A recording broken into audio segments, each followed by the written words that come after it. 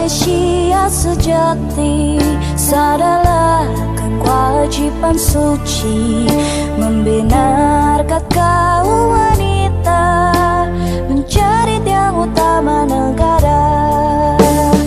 Di telapak kakimu terbentang surga, di tanganmu lah nasib bangsa. Mari beramal dan berdamai bakti, membangun negara, mencipta masyarakat Islam sejati, penuh karunia.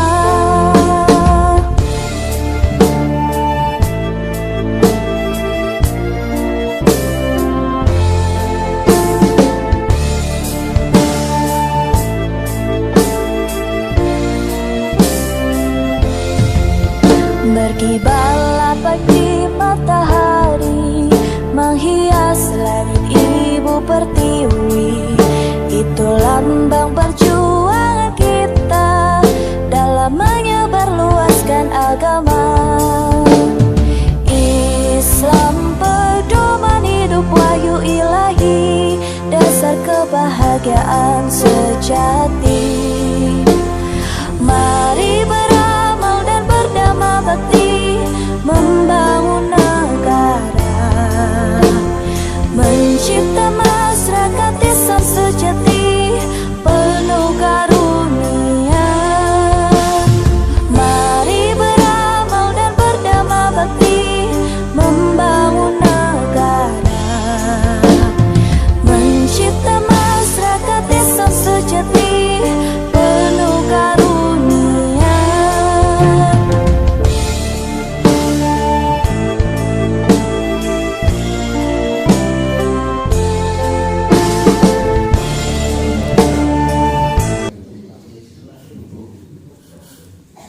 Jenengan sedaya niku remen menapa boten menawi dipun cintai utawi dipun sayangi, diridhoi oleh Allah Subhanahu wa taala. Kita sedaya insyaallah remen termasuk kula napa. Terus kita akan dicintai oleh Allah Subhanahu wa taala. Tapi dengan syarat, ada syaratnya. Banyak sekali syaratnya apabila kita ingin dicintai oleh Allah Subhanahu wa taala. Nah, pada kesempatan ini akan saya sampaikan yaitu beberapa hal amalan yang dicintai oleh Allah Subhanahu wa taala, bahkan paling dicintai oleh Allah Subhanahu wa taala. Apa itu? Yang pertama adalah iman kepada Allah Subhanahu wa taala. Itu amalan yang paling dicintai Allah. Rasulullah sallallahu alaihi wasallam bersabda, "Ahabbul a'mali ila Allahi imanun billah." Amalan yang paling dicintai Allah adalah iman kepada Allah Subhanahu wa taala. Tapi imannya iman yang 100%. Jangan iman yang bercampur-campur. Apa ada iman yang bercampur-campur? Ada. Contoh, mungkin pernah saya sampaikan. Saya pernah diundang untuk petik laut diajarkan. Insya Allah saya tidak datang. Karena itu imannya menurut saya itu bercampur dengan yang lain, bercampur dengan yang lain. Kemudian selang sehari saya diundang lagi untuk perayaan mantu kucing di Gajangan Pulang. Luar biasa. Undang untuk perayaan mantu kucing di Jawa Timur. Malah datang ya. Suatu saat saya ke rumahnya desa saya itu gitu Jawa. Pada itu hadir beberapa saya katakan tokoh. Saya tanya orang yang sedang acara mantu kucing kuwi agama apa to kan? Sing anakne kuwi agama apa? Dijawab oleh beberapa teman yang saya anggap itu mengerti dan apa kuwi sing duwe kabeh agama. Kabeh agama duwe mempunyai yang namanya acara mantu kucing itu Islam dan sebagainya. Yang ngono kuwi nek iya ngono kuwi pamane sing donga bareng piye sapa yo sing donga tidak saya sebut teman namanya, tapi itu teman saya. Jadi sing membacakan doa itu teman saya. Kabeh agama duwe berarti iman kita itu bercampur aduk, ya.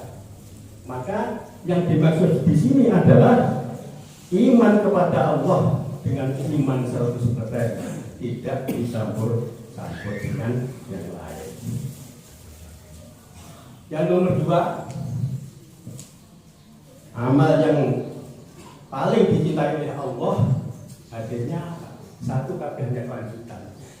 Ahabul a'mal ila Allahi imanun billah, tapi sudah. Tsumma silaturrahim.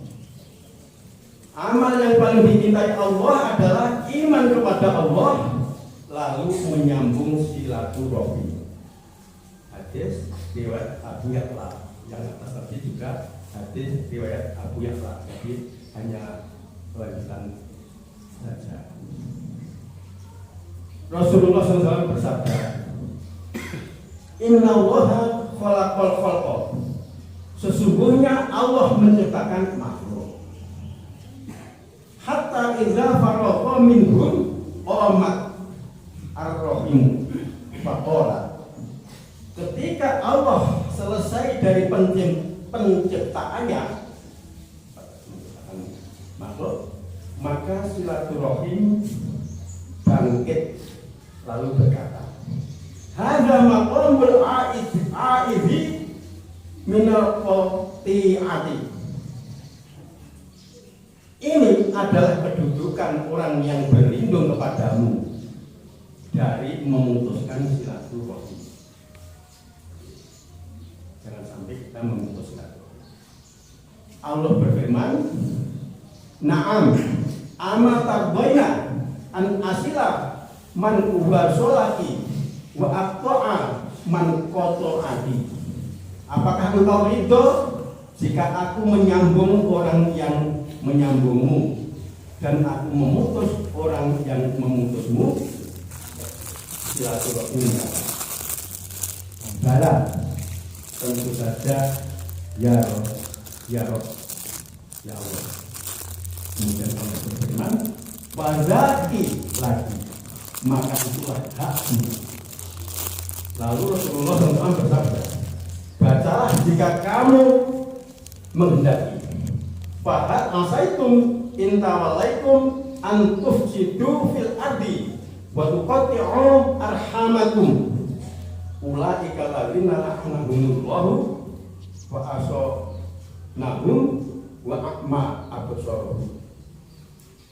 Maka jika kamu berkuasa, kamu akan membuat kerusakan di muka bumi dan memutuskan hubungan kekeluargaan. Mereka itulah orang-orang yang dilaknati Allah dan ditulikannya telinga mereka dan dibutakannya penglihatan mereka. Di surat Muhammad ayat 22-23 itu tercantum di dalam hadis riwayat Muslim. Yang kedua tadi yang dicintai oleh Allah. Yang ketiga adalah yaitu amalan amar ma'ruf dan nahi munkar. Ini yang dicintai oleh Allah. Masih kelanjutan hadis sebenarnya, tapi dicicip biar paham.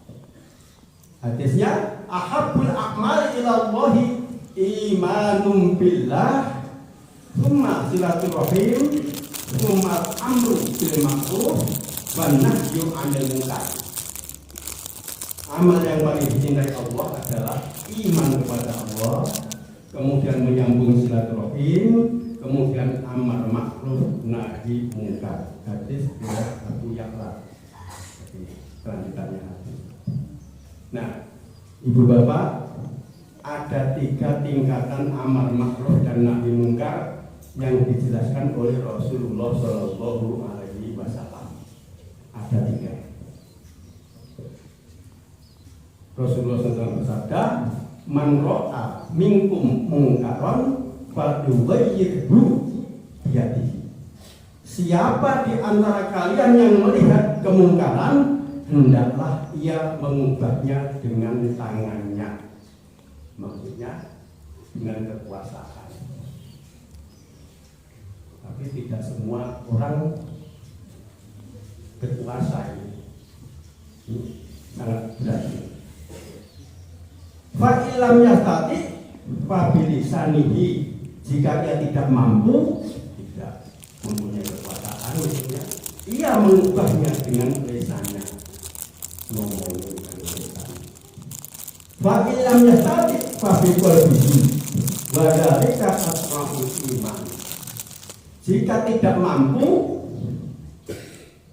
kekuasaan tidak punya, dengan lisan kita tidak mampu untuk menyampaikan, hendaklah ia mengubahnya dengan hatinya, dan itulah selemah-lemah iman. Hadis riwayat Muslim. Jadi kita hanya bundel nang hati dan berdoa, ini termasuk selemah-lemah iman katanya. Demikian pula ada 3 sifat yang harus ada pada melaksanakan amar ma'ruf nahi mungkar. Ada 3. Apabila kita beramar ma'ruf nahi mungkar, itu harus memiliki 3 sifat ini. Yang pertama adalah mengilmui sesuatu yang ma'ruf, yang dengan itu ia menyuruhnya, dan mengilmui kemungkaran yang dengan itu ia melarangnya. Maksudnya apa? Sebelum kita menyuruh, sebelum kita melarang, diberi pengertian. Maksudnya seperti itu.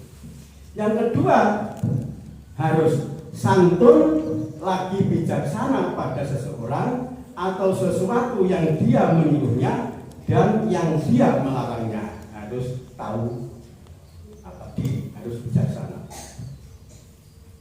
Orang sak lembai menyuruh orang atau melarang orang langsung dus. Kadang-kadang malah disemprot dengan harus dengan bijaksana. Yang ketiga, amar ma'ruf nahi mungkar itu harus sabar dari berbagai risiko yang diterimanya. Kadang-kadang risikonya luar biasa pula, harus sabar. Itu yang dicintai oleh Allah yang ketiga. Kemudian yang dicintai oleh Allah yang keempat adalah menunaikan kewajiban. Ini seperti padahal aku katakan bedanya pengajian Muhammadiyah dan selain Muhammadiyah antara lain kuwi siji, bedanya pesertanya terutama yang muda-muda nyatet, yang kedua tidak. Kemudian nomor 2 bedanya yaitu pengajian Muhammadiyah kuwi mesti kendaraannya yang klek-klek. Pamane pengajian yang dari Banyuwangi mesti dengan mobil. Sedangkan yang lain kadang nganggo trek, nganggo harus pakai mobil. Sehingga kadang-kadang yaitu menunaikan kewajiban yang dicintai Allah. Rasulullah SAW bersabda dalam sebuah hadis qudsi bahwa Allah Subhanahu wa ta'ala berfirman. Hadis qudsi itu tingkatannya malah di bawah hadis. Padahal hadis kursi itu di bawah Al-Quran. Hadis kursi itu firman Allah yang langsung disampaikan kepada Nabi Muhammad SAW tanpa melalui malaikat Jibril. Itu malah dinomor 2. Nah, adapun Al-Quran yaitu wahyu Allah yang disampaikan kepada Nabi Muhammad melalui malaikat Jibril. Nah, ini hadis kutsinya. Manda'ali walian faqad adantuhu bil harbi. Siapa yang memusuhi waliku, pemimpinku, maka sungguh aku mengumumkan perang padanya. Wama taqarraba ila abdi bisai'in ahabba ilayya mimma taraktu alaihi. Dan tidaklah seorang hamba mendekatkan diri kepadaku dengan sesuatu yang lebih kucintai dari apa yang kuwajibkan kepadanya. Hadis riwayat Bukhari. Jadi yang dicintai Allah itu kita melaksanakan kewajiban yang diperintah oleh Allah, tentunya oleh Rasulullah. Menunaikan kewajiban itu adalah ibadah yang paling dicintai oleh Allah Subhanahu wa taala dan yang paling kuat untuk mendekatkan diri kepada Allah dengan ibadah.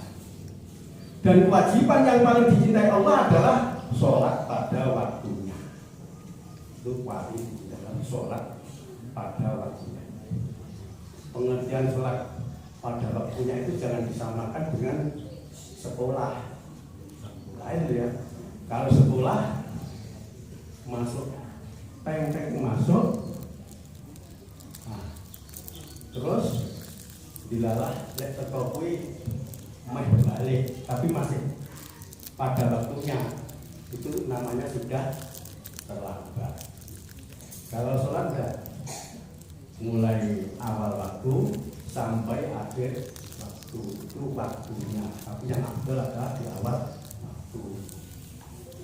Berarti kalau kita melakukan sholat agak akhir itu masih tetap pada waktunya, tidak seperti sekolah tadi terus makan sih tapo balik baik ini enggak, jadi tidak disamakan seperti sekolah.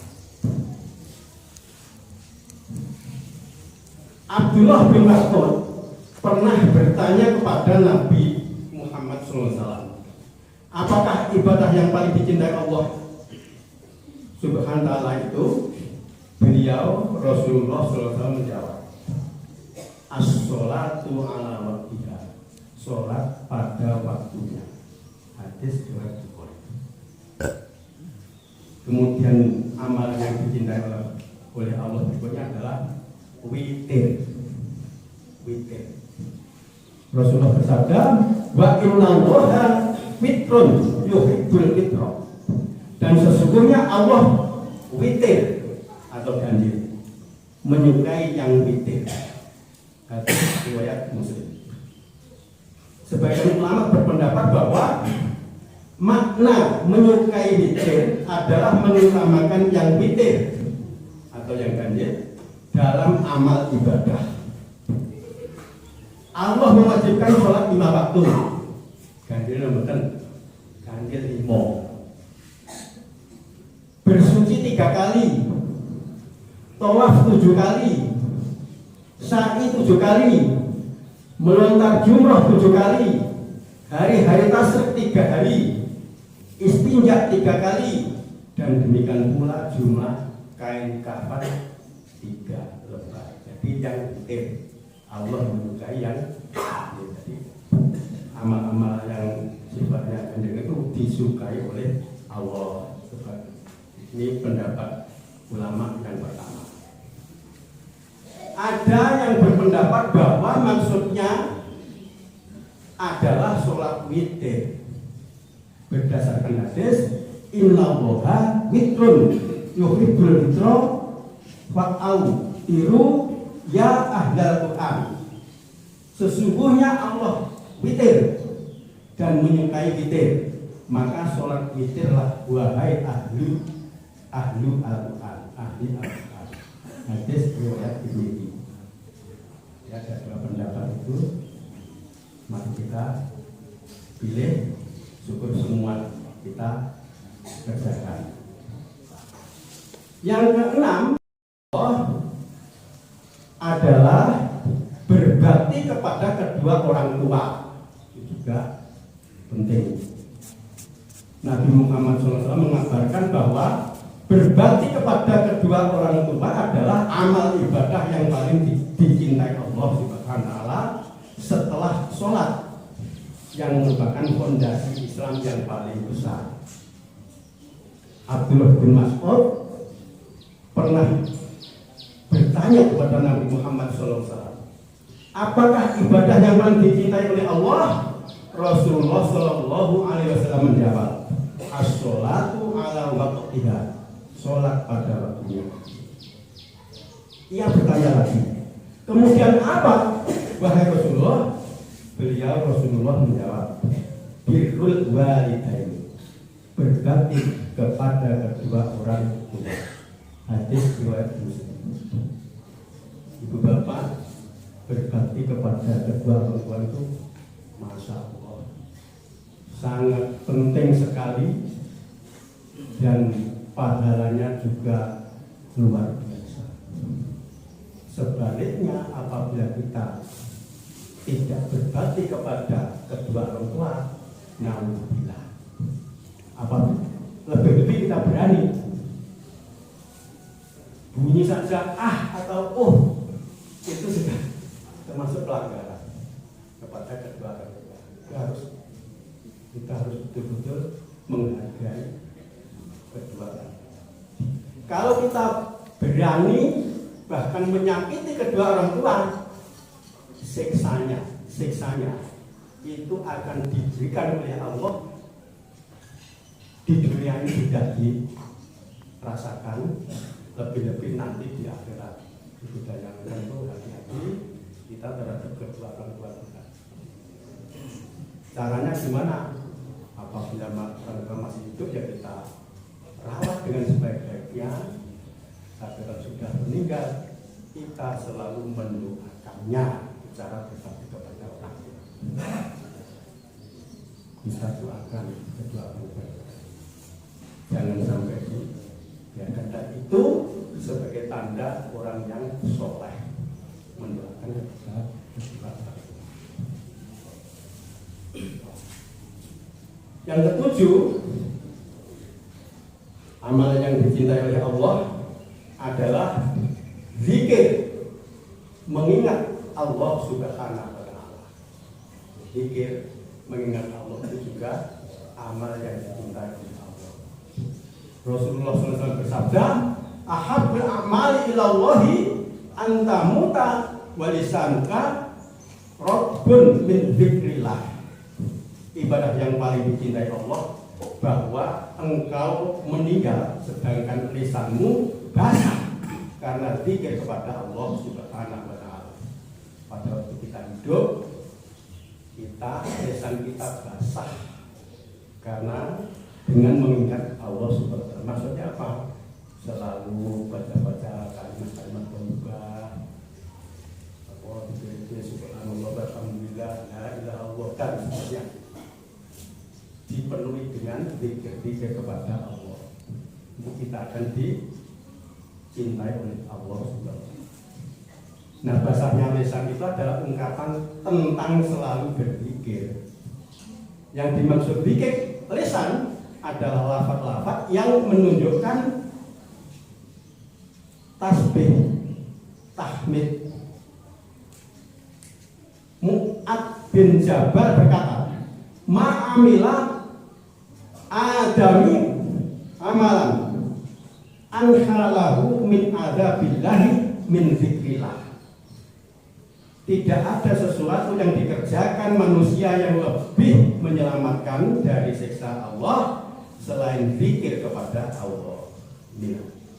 Kita selalu zikir kepada Allah kapanpun kita berada, dimanapun kita berada. Yang kedelapan adalah yang dicintai Allah adalah akhlak yang baik. Akhlak yang baik. Rasulullah bersabda, "Ahabbu ibadillahi ilallahi ahsanuhum khuluqan." Hamba yang paling dicintai Allah adalah yang paling baik akhlaknya. Hadis riwayat Bukhari.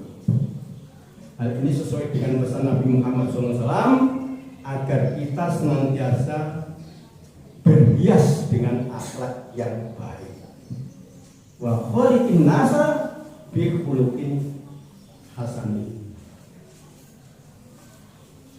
Dan pergaulilah manusia dengan akhlak yang baik. Hadis riwayat Tirmidzi. Jadi kita bergaul dengan sesama itu dengan akhlak yang baik. Jangan sampai kita menusuk perasaan teman apabila kita bicara. Kita hati-hati kalau bicara dengan teman, jangan sampai menusuk menyakitkan hati teman. Harus yang menggunakan. Kemudian berikutnya yang ke-9, orang yang dicintai Allah adalah orang yang takwa, kaya dan khafi. Inna Allaha yuhibbul abdat taqiyya al-ghaniyya khafiyya. Sesungguhnya Allah mencintai hamba yang bertakwa, kaya, lagi tidak dikenal atau khafi. Hadis riwayat Muslim. Hamba bertakwa itu adalah yang beriman kepada yang gaib, mendirikan sholat, menginfakkan rezeki yang diberikan Allah Subhanahu wa ta'ala kepadanya, menghindari yang diharamkan Allah, taat dan mengikuti syariatnya. Itu bertakwa. Sedangkan yang dimaksud hamba kaya itu adalah orang yang kaya hati. Inilah kaya yang dicintai Allah berdasarkan sabda Rasulullah Shallallahu Alaihi Wasallam. Laisal ghani an kasrotil arabi, walakinnal ghani ghinan nafs. Bukanlah kaya karena banyaknya harta benda, akan tetapi kaya yang sebenarnya adalah kaya hati. Hadis riwayat Bukhari. Kaya